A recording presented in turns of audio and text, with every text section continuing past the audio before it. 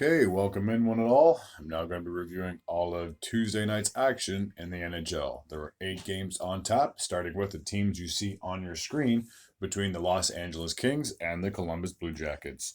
It would take until overtime to decide a winner in this one, and the LA Kings are still perfect on the road, which is absolutely absurd. I believe this is like their 10th or 11th win on the road so far, and they could be on pace for a record season away from home, which is like I said, just unbelievable. I've never seen a team play this well outside their home arena.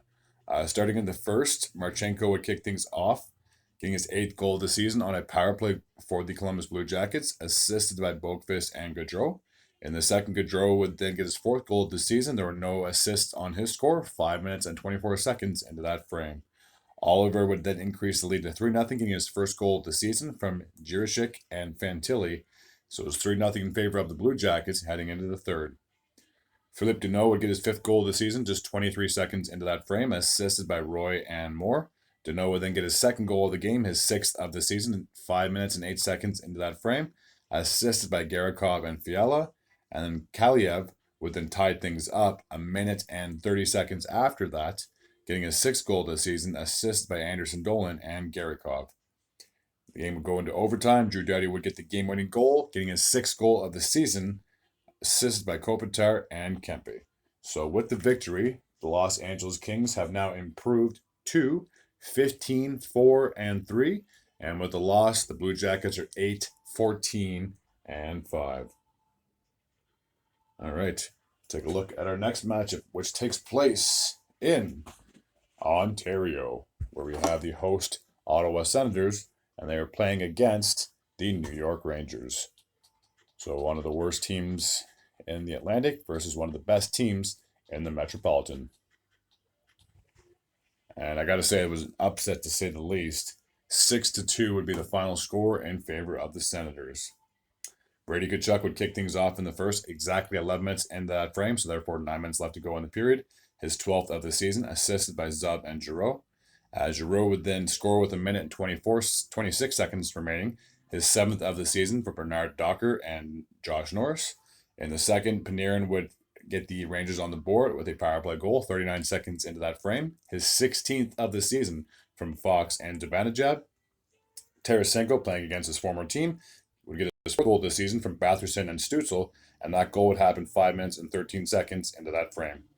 Keandre Miller would get his 5th goal this season for the Rangers, decreasing the lead to 3-2, assisted by Lafreniere and Panarin, and that goal happened actually 22 seconds after Tarasenko scored. Batherson would then increase the lead to 4-2, getting his 8th goal this season from Tarasenko, 7 minutes and 18 seconds into that frame. And with 2 minutes and 17 seconds to go, Brady Tkachuk will get his 2nd goal of the game, his 13th of the season, assisted by Zub and Brandstrom. So it was 5-2 heading in to the third period. Tarasenko would then get his 2nd goal of the game, his 5th of the season, from Batherson and Bramstrom, and that goal happened with just under 3 minutes remaining in that frame, 2 minutes and 50 seconds to be exact.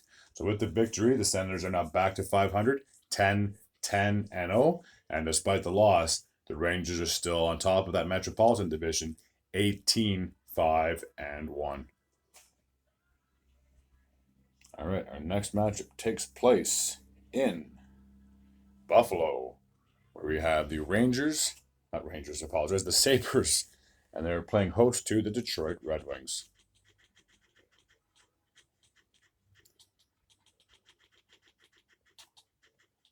Okay, so you should see the team's logos. Whoa, why is it zoomed out so bad? On your screen as we speak. Okay, there, let's try that. All right, so the final score on this one would be 5-3 in favor of the Rangers. Just going to pull up the game scoring summary.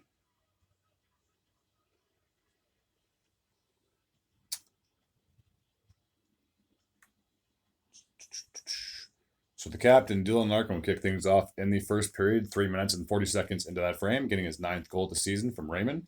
Fabry would then increase the lead to 2-0, getting his 8th goal of the season from Kopp and Perreault, and that goal happened at 8 minutes and 25 seconds into that frame. So it was 2-0 for the Red Wings heading into the second period. Seider would then get his 4th goal of the season, increasing the lead to 3-0 at that point, assisted by Fabry and DeBrincat. That was a power play goal.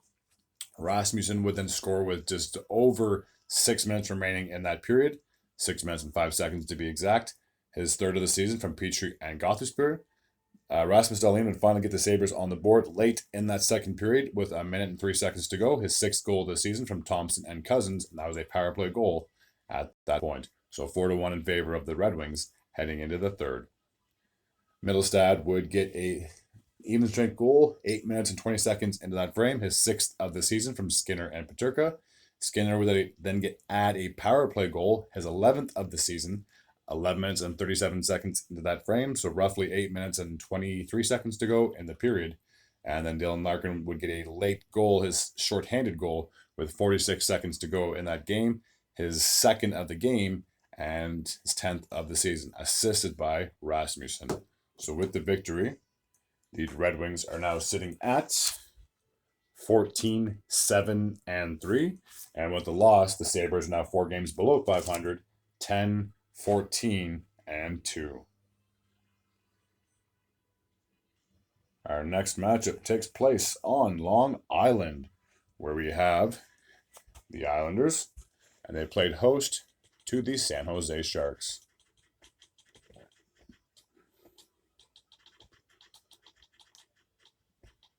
So coming into this matchup, the Islanders were kind of like 50-50. They were playing okay, but again, nothing that's going to blow you away. Whereas the Sharks just seemed to be clicking at the right time, but because they had such a horrendous start to the season, they have a major hill to climb if they want to try and get back into contention. But that's a huge task at hand, especially when you're already over a quarter way through the season.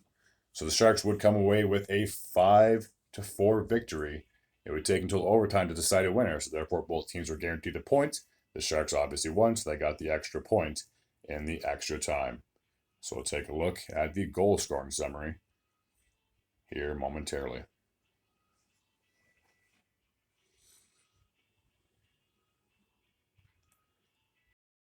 So Gauthier would kick things off for the Islanders in the first, 9 minutes and 28 seconds into that frame, his second goal of the year, assisted by Holmstrom and Horvat.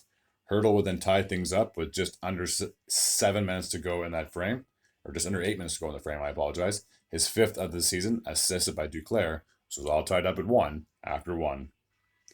Just the lone goal in the second, Brock Nelson would get his 11th goal of the season from Dobson and Horvat, and that was a power play goal, 5 minutes and 27 seconds into that frame. So it's 2-1 in favor of the Islanders heading into the third. Riley would get his first goal of the season for the Islanders, a shorthanded goal, assisted by Holmstrom. At that point, it was 3-1 in favor of New York. Pollock would then increase the lead to 4-1, his second goal of the game from Riley and Peugeot, a power play goal, 8 minutes and 27 seconds into that frame. So they actually had a 4-1 lead at that point, and then the Sharks mounted a comeback. LeBanc would get his first goal of the season, assisted by Okchuk, 11 minutes and 55 seconds into that frame. Hurdle would then get his second goal of the game, his sixth of the season from Granlund and Ekblad, and that goal would happen with 3 minutes and 11 seconds to go in the period. And with a minute and a half to go, Hurdle would get a hat trick, his seventh goal of the season from Ekblad and Barbanov, and it was all tied up at 4 at that point. Ekblad would then get a late goal in overtime, his sixth of the season, assisted by Michael Granlund. There's only 5 seconds left, so just imagine how close this game was going to be decided by in a shootout, but it was not. So with the victory, the Sharks are 7, 17, and 2. And despite the loss, the Islanders are still 3 games above 500, 10, 7, and 7. Okay, we'll take a look at the next matchup, which I believe takes place in Chicago. And they played host to their division rival and the Nashville Predators. So I will have those teams' logos up on the screen.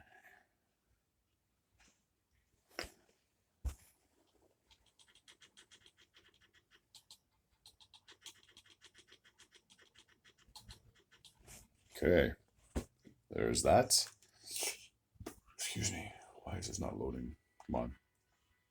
Okay, scores. So the Predators, it would take until a shootout to decide a winner, but the Predators would be victorious in the extra frame. Nick Foligno would kick things off in the first, roughly just about 6 minutes into that period, 5 minutes and 57 seconds to be exact. getting his third goal of the season from Seth Jones. So it's 1-0 in favor of the Blackhawks heading into the second. Evangelista would tie things up 2 minutes and 11 seconds into that frame, getting his fourth goal of the season from Barry and Parsonen. Janikowski would get his first goal of the season for the Nashville Predators, an even strength goal, and that goal actually happened 26 seconds after Evangelista tied it up. So Janikowski gave the Predators a 2-1 lead from Sissons and Vabro. Dickinson would then tie things up 22 seconds after that. Wow. His eighth goal of the season from Foligno and Vlasic. And then Nick Foligno will get his second goal of the game, his fourth of the season, 5 minutes and 21 seconds into that frame, assisted by Anderson and Seth Jones. Ryan O'Reilly would get a power play goal with just over 7 minutes remaining in that period, his 12th of the season from Forsberg and Yossi. So it's all tied up at 3 after 2. There were no goals to report in the third, so we have to jump to a overtime. There were no goals in overtime, so we have to go to the shootout where O'Reilly would get the game-winning goal. And that's where we stand at the end of that. So with the victory, Nashville is 13-12-0. And with the loss, the Blackhawks are just 9 games below 500, 7-16-1.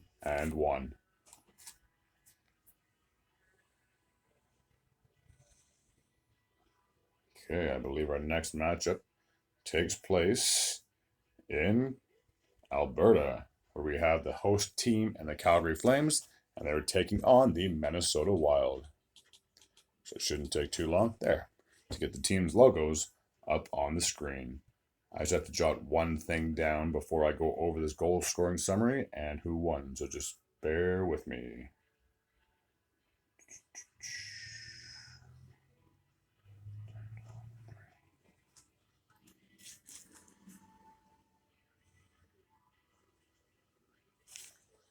Okay, so the Wild would get a big win away from home, and they seem to be on a roll ever since they made that coaching change. I believe this is now 4 or 5 games in a row that they've won. It's just absurd of how well they're doing under a new head coach. 5-2 would be the final score in this one. Foligno would kick things off for the Wild in the first, getting his third goal of the season, assisted by Boldy, and that goal happened a minute 26 seconds into that frame.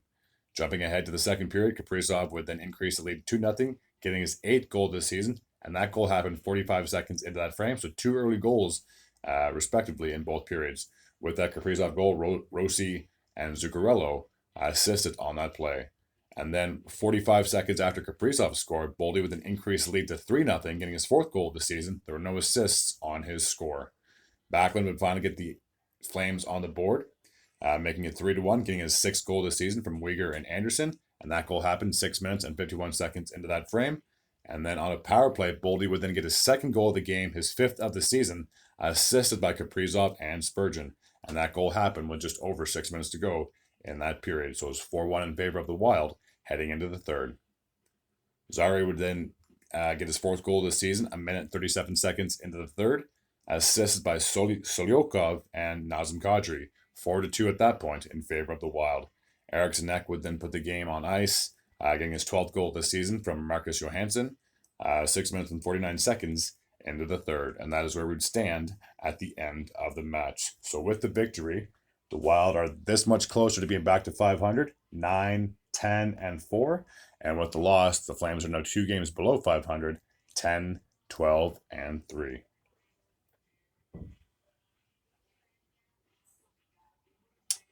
Okay, 2 more matchups to look at. The first one takes place in Colorado, where we have the Avalanche, and they played host to the Anaheim Ducks. Okay. The Ducks, the Avalanche would prevail in this one. The final score would be 3-2. McDermott would get things going in the first, just a minute and 40 seconds into the frame, his 2nd of the season, assisted by Nathan MacKinnon, so it was 1-0 in favor of the Avs heading into the second.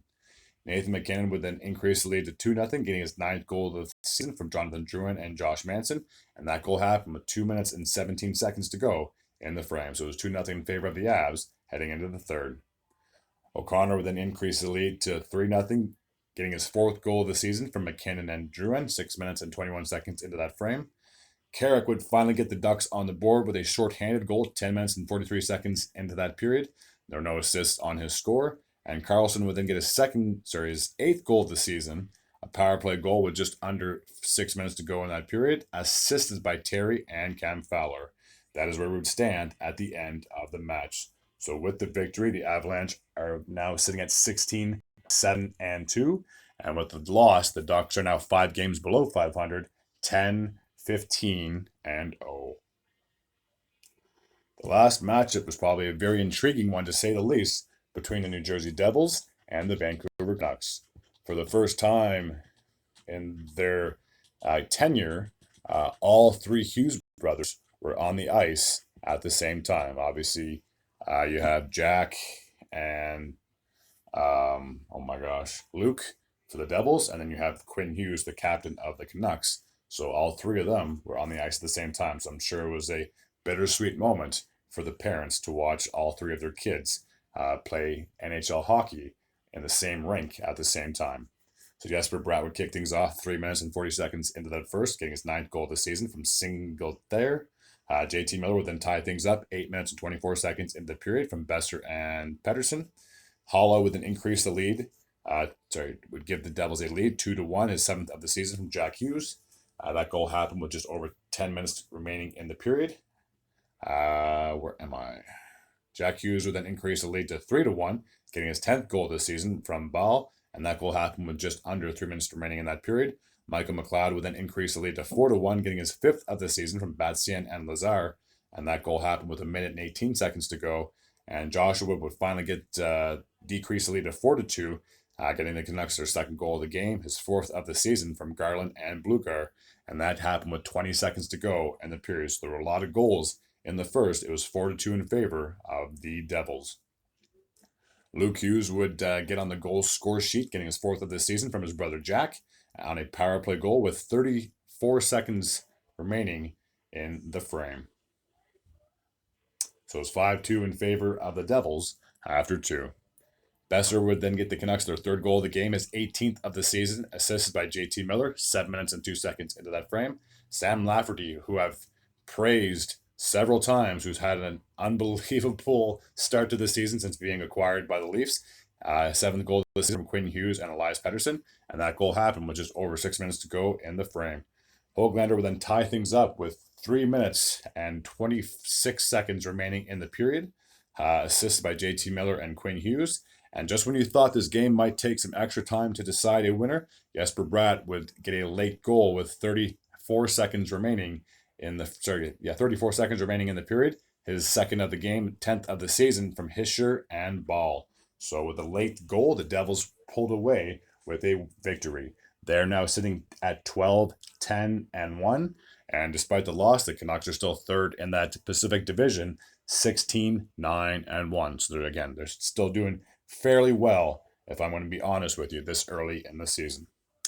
I should take care of the recap for Tuesday night's action in the NHL. If you're new to this channel and you like this type of content, hit the sub button. Why not? What do you got to lose? If you do that, I'd be very grateful and very appreciative at the same time.